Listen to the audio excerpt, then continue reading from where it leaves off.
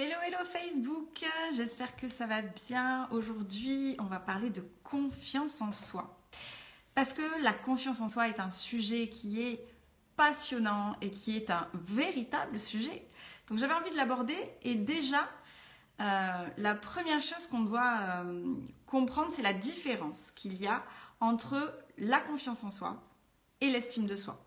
C'est déjà deux choses différentes puisque pour bien distinguer les deux, la confiance en soi, c'est lorsque je me sens capable de faire quelque chose et l'estime de soi, c'est plutôt comment je me sens valable, comment je me sens à la hauteur face à un sujet, face à une personne. Donc c'est deux choses différentes, donc effectivement, l'accompagnement de ces deux choses distinctes ne se fait pas du tout de la même manière. Donc aujourd'hui, on parle de confiance en soi. Donc qu'est-ce que ça fait de ne pas avoir confiance en soi ? En général, on a l'impression de ne pas être soi-même. On a l'impression de ne pas développer son plein potentiel. C'est comme si on voulait avancer dans la vie et qu'on avait les deux freins à main enclenchés. Donc quand on n'a pas confiance en soi, on n'arrive pas, on n'ose pas faire des choses, on n'arrive pas à déverrouiller certains freins, certains blocages, des peurs. Il y a des peurs qui arrivent qui sont souvent totalement irrationnelles. Donc ça, c'est vraiment des choses d'une sensation de blocage permanente et ça, c'est vraiment des signes de manque de confiance en soi. Donc d'où ça peut venir, le manque de confiance en soi? Ça peut venir de plein de choses.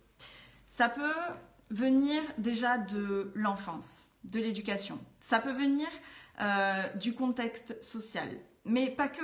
Ce n'est pas uniquement des blessures de l'enfance, etc. Ça peut également venir de rencontres et d'expériences que l'on a faites. Moi, je vous donne par exemple mon exemple qui a été pendant ma phase d'adolescente. Quand j'avais 16 ans, j'ai fait une rencontre qui a profondément changé ma vie puisque ça a totalement détruit intérieurement toute la confiance que j'avais en moi. Pour ceux qui connaissent un petit peu la perversion narcissique, c'est quelque chose qui s'immisce vraiment, qui va toucher la faille de quelqu'un et qui va profondément l'enfoncer et planter le couteau, l'enfoncer, etc. Et vraiment rabaisser la personne et vraiment la tuer intérieurement, tuer vraiment sa confiance en soi. N'hésitez pas à me mettre dans les commentaires si vous savez de quoi je parle. Même si vous êtes en replay, parce que ce sont des sujets dont on entend parler et on ne sait pas forcément ce qui se produit quand on est face à ça. Et donc du coup, moi quand j'avais 16 ans, j'ai rencontré cette personne, donc ça a duré 2 ans et qui m'a littéralement tuée. Tout ce que j'étais, tout ce que je pensais être, toute la confiance que j'avais en moi, ça m'a complètement tuée. Donc ça, c'est dans le cadre d'une expérience faite et qui malheureusement détruit la confiance qu'on a en nous. Donc la reconstruction est assez longue. Donc ça vient de l'enfance, contexte socio-éducatif, des accidents de la vie, des rencontres, ce genre de choses. Et ça peut vraiment être source on grandit mais avec un réel manque et ça fait qu'on n'ose pas faire beaucoup de choses dans sa vie. Ce qui se passe aussi, c'est que quand on manque un petit peu de confiance en soi, à un moment donné, on se dévalorise. Mais on se dévalorise très très souvent et de manière presque, ça s'installe de manière presque inconsciente. C'est-à-dire on peut avoir des mots comme « Oh, je suis nulle »,« Oh, de toute façon, je suis pas intelligente, je suis bête, je suis maladroite », enfin, ce genre de choses. Et se dévaloriser, c'est réellement une catastrophe. On ne peut pas faire ça. Là, vraiment, quand on commence à se dévaloriser comme ça, et c'est quelquefois inconscient, c'est des réflexes qu'on a. Et il y a même des croyances. Donc, je ne sais pas si vous connaissez le terme de croyance limitante, croyance positive, etc. Ça n'a absolument rien de religieux. Les croyances, c'est quelque chose qu'on commence à croire réellement et du coup qui se matérialise petit à petit. C'est en général irrationnel, ça ne nous appartient pas, mais on croit pertinemment des choses. Si par exemple, je vous donne un exemple, si par exemple, quand vous étiez petit, un jour vous avez renversé un verre et vos parents vous ont dit « Oh là là, mais qu'est-ce que t'es maladroit ?» Bon, la première fois ça passe, Une deuxième fois, bah, tu renverses ton plat de lentilles par terre. Oh, mais t'es vraiment maladroit. Donc deuxième fois, hop, ça ancre une petite idée qu'on peut être peut-être un peu maladroit.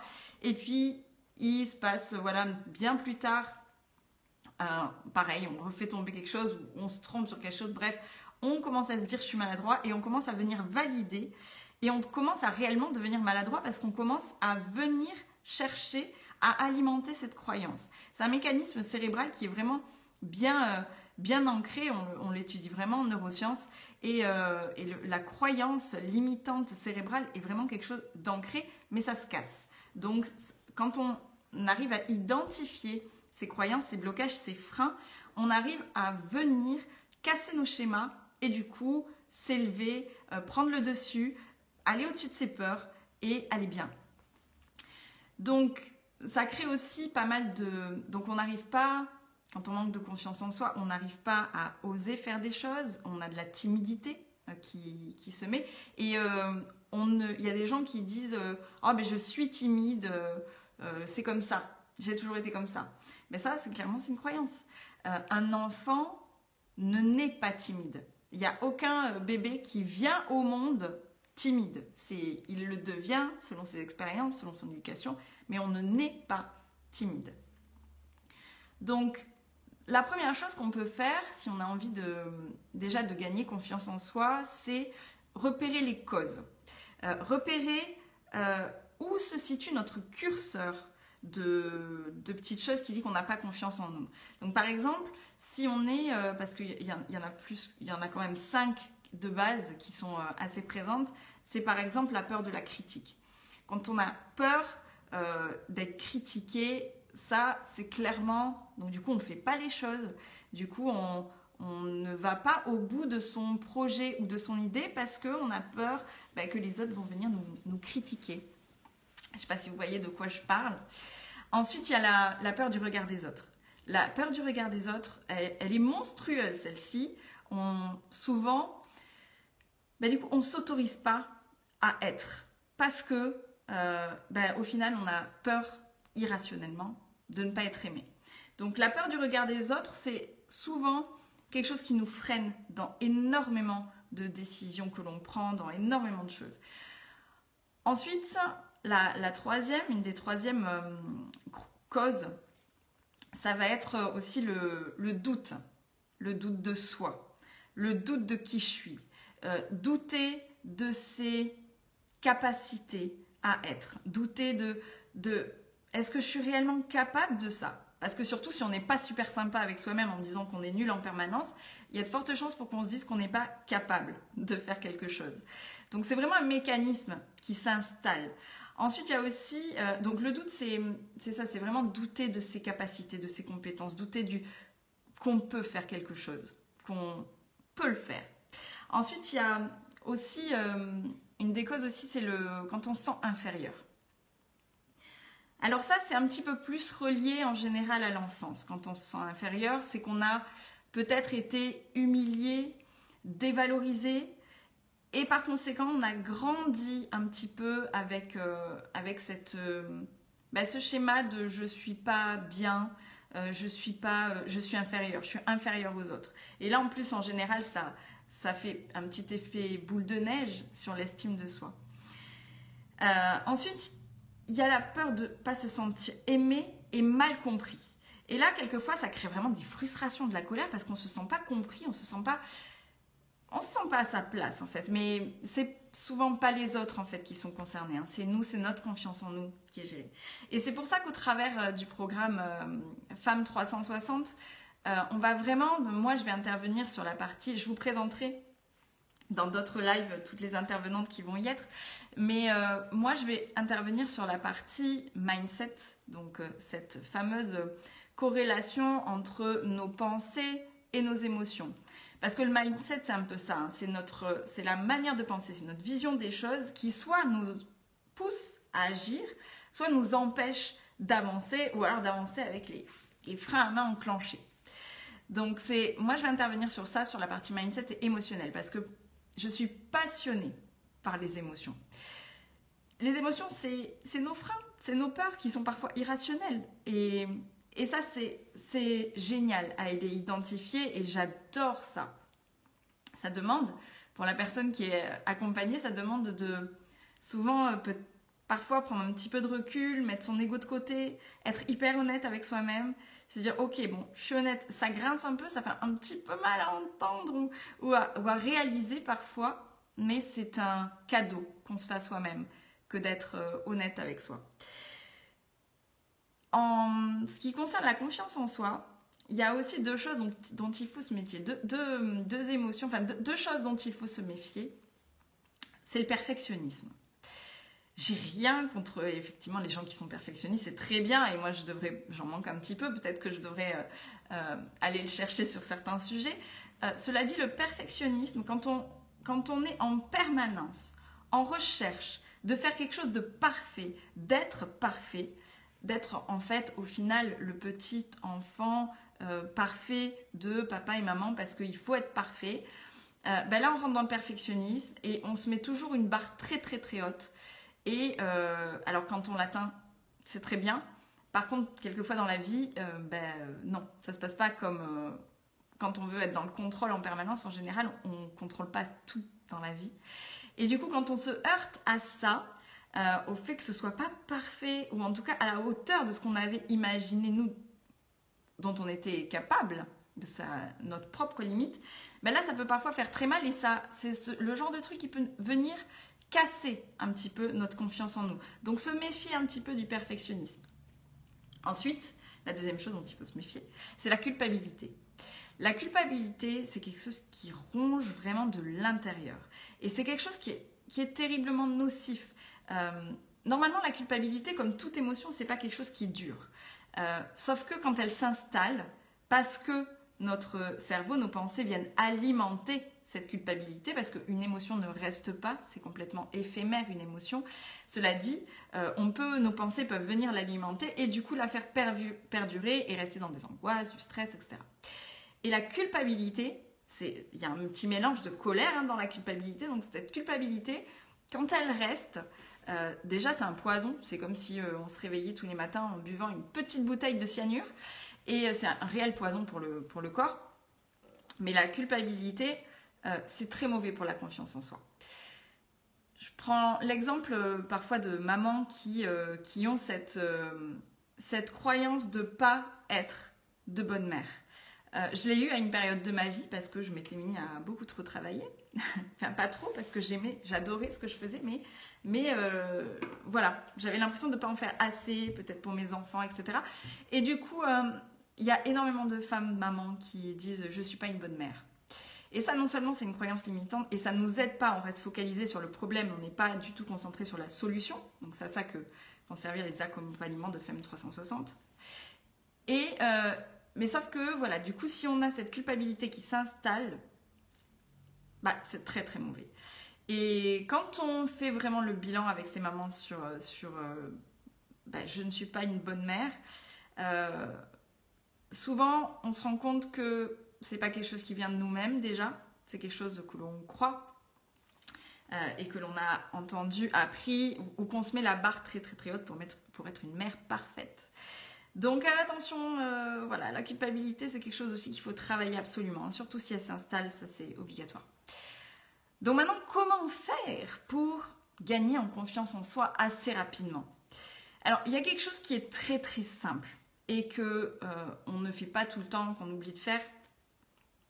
Pour moi, ça tient à trois choses. Déjà, la physiologie. Déjà, la première chose qu'on peut faire pour gagner tout de suite, immédiatement en confiance en soi, c'est modifier notre physiologie. Quelqu'un qui n'a pas confiance en lui, en général, ça s'appelle la communication non verbale, il se tient soit les épaules en avant, soit un petit peu, ou les yeux baissés, il ne va pas regarder droit dans les yeux la personne, ou sentir un petit peu de timidité. Donc dans le corps, dans la physiologie, on le voit. Donc la toute première chose qu'on peut faire, c'est modifier sa physiologie. Se forcer, d'une certaine manière, à se tenir droit et à lever la tête un peu vers le ciel et se dire « Ok, j'ai confiance en moi. J'ai confiance en moi. » Et rien qu'en changeant notre physiologie, la manière dont notre corps va se mettre, hop, et ben du coup ça va envoyer un message au cerveau et obligatoirement nous donner une petite confiance en nous. Hop, un premier jet. Ensuite, la deuxième chose à changer, c'est le monologue. Le monologue, c'est nos pensées. Le monologue, la petite voix, le petit disque qui passe en permanence dans notre tête et qui est souvent, comme je le disais au tout début du live, n'est pas forcément très très très sympa. Si on est en permanence en train de se dire « je suis nulle, j'y arriverai jamais, puis de toute façon c'est pas pour moi, je suis pas capable de faire ça, etc. » obligatoirement, à un moment donné, ce monologue ne va pas nous aider. Donc la deuxième chose à faire, c'est changer ce monologue. Et la troisième chose, c'est changer notre focus. Notre focus, c'est le truc sur lequel on se focus. Si tu te focuses sur le problème, c'est sûr que tu vas chercher le problème. Si tu te focuses sur la solution et à aller chercher comment je vais faire, se poser la bonne question en fait, c'est pas se dire mais pourquoi j'en suis là, c'est comment je fais pour sortir de là, comment je fais, et là je vais être dans un système de croissance et d'évolution et aller vers la solution. Parce qu'au final, travailler sur le pourquoi on en est là, c'est extraordinaire, c'est bien, c'est des travails de thérapie, plus ou moins longues, mais travailler sur le comment tu t'en sors demain, pour moi, c'est la véritable clé. Parce que c'est très bien de travailler sur pourquoi, il faut le faire, il faut aller libérer les charges émotionnelles, il faut aller libérer les nœuds, mais par contre, à un moment donné, quand on a mis le doigt sur ce qui clochait, c'est bon, on a compris. Maintenant, qu'est-ce que je fais demain ? Avec ce package, parce que ce package, je l'aurai toujours au final. Donc, je viens sortir ce charbon ardent qui faisait partie de mon petit sac à dos. Je viens verser de l'eau dessus, je l'identifie et je le remets dans mon sac. Et maintenant, je continue à avancer. Donc, ça, c'est la première chose. Pour moi, c'est vraiment changer la physiologie, le monologue et notre focus. Ensuite, on peut faire du sport. Ouais, parce que le sport, mine de rien, ça nous donne, et moi ça a vraiment marché, ça nous donne, parce que je vous rappelle, je pars vraiment de loin, j'ai passé 2 ans avec une personne qui a détruit la confiance que j'avais en moi, mais détruite, vraiment, mais plus bas que le sol. Donc il a fallu se reconstruire, je ne l'ai pas fait tout de suite le sport, j'ai commencé le sport il y a une dizaine d'années maintenant. Et je l'ai commencé après mon accouchement, donc vraiment c'était à la base pour retrouver la forme, mais ça m'a donné des qualités et j'aurais pas pensé ça. Donc c'est vraiment du vécu, ça m'a donné quand même des qualités de persévérance, de détermination, ouais, je suis capable en fait. Oui, au départ je démarre avec 3 pompes, mais je suis capable d'en faire une 5e, je suis capable d'en faire 10. C'est incroyable. Et du coup, on s'auto-persuade rien qu'avec du sport qu'on commence à être capable de faire certaines choses. Le sport, pour moi, c'est une vraie clé de la confiance en soi. Et pas uniquement pour le corps, non, vraiment pour le mindset, vraiment pour la tête. Une troisième chose qu'on peut faire aussi, c'est se mettre des objectifs, mais des objectifs, ce qu'on appelle SMART dans le jargon, c'est des objectifs réalisables. Pas être dans le perfectionnisme, tout ça, mais vraiment des objectifs réalisables. Connaître ses limites. C'est se connaître soi-même au final, la confiance en soi, c'est vraiment se connaître. Et ensuite, on peut aussi apprendre à utiliser la peur. Ne pas faire de la peur un frein, mais faire de la peur un carburant. Et ça, c'est quelque chose aussi que j'ai expérimenté. Maintenant, presque je la domine, ma peur. Et ça, c'est une de mes plus grandes fiertés. Ça m'a fait gagner en estime. Mais se dire que, ouais, j'ai peur. Parce que tout le monde a peur au final. Même les plus grands artistes, au moment de monter sur scène, ils ont tous peur. Mais ils y vont quand même. Et ils en font certaines fois un carburant. Et ça, c'est magique. Et la peur, quand on l'apprivoise, qu'on ne la prend pas comme quelque chose, comme un danger, mais qu'on la prend un peu comme un ami, parce que la peur, elle est là pour nous protéger à la base, et on s'en fait une amie, on s'en fait un allié et on s'en sert. Et ça, je crois que c'est une énorme force. Donc, quand on apprend à utiliser ces émotions qu'on dirait négatives, la peur, la tristesse, mais qu'on apprend à les utiliser et pour les mettre à notre service, et là, on est dans vraiment la vraie croissance personnelle. En fait, nos émotions, nous sommes vraiment des êtres d'émotions. On ne peut pas faire sans. Et c'est vraiment, pour moi, mais qu'est-ce qu'on s'ennuierait? sans émotion. Je sais pas ce que vous en pensez, mais on s'ennuierait, le calme plat, mon Dieu. Donc, mais c'est vrai qu'il faut apprendre à s'en servir. Donc au sein de Femmes 360, on va vraiment aller travailler le mindset, les émotions, et on va les lier à toutes les sphères de vie. Puisque Femmes 360, c'est 360 degrés d'accompagnement, l'image de soi, avec du coaching en image, c'est également du business, c'est également du bien-être, de la relaxation, c'est également parentalité positive, maman, bébé. Il y a tout plein de choses, la sexualité aussi, parce que ça fait partie de la vie, c'est important. Et toutes ces sphères de vie-là, elles sont quand même gérées en priorité par l'humain, par les émotions. Donc c'est sur ça que moi je vais intervenir et je vais vous faire des petits lives bientôt avec chacune des intervenantes qui vont intervenir sur chacune de ces sphères de vie. Parce que quand il y a une sphère de vie qui est touchée, toutes les autres sont touchées. Et quand on a confiance en soi, quand on apprend à gérer ses émotions, ça vient de là, et ben on est inarrêtable. On peut passer toutes les étapes de vie, passer toutes les vagues, passer toutes les complications. Et ça, on peut le faire en confiance, en conscience et de la meilleure des manières. Donc j'espère que ce petit live vous a aidé peut-être à conscientiser certaines peurs, certaines croyances. Mettez-le moi en commentaire. Si vous avez des questions, n'hésitez pas. Alors je sais qu'il y a toujours un petit décalage, mais je me ferai un plaisir de répondre dans les commentaires. En tout cas, identifiez ces principaux blocages comme la critique, le regard des autres, comme le doute, tout ça, ben déjà c'est un premier pas vers comment je vais faire pour obtenir un petit peu plus de confiance en moi. Et c'est ce qui vous aidera à aller au bout de vos objectifs. Donc voilà, j'espère que ça vous a plu. N'hésitez pas à me mettre des petits commentaires. Merci pour ceux qui ont mis des petits cœurs et tout, je vous ai vu. Merci Manu, Jean-Louis, c'est super. Je vous souhaite une très très très bonne soirée. Je vous dis à très bientôt. Et puis n'hésitez pas à tout mettre dans les commentaires et à partager si ça peut aider certaines personnes que vous connaissez autour de vous, qui pourraient intégrer un programme qui les accompagnerait à 360 degrés sur toutes les sphères de leur vie, parce qu'il y a toujours une sphère de leur vie qui cloche. Voilà, je vous souhaite une très bonne soirée, à bientôt.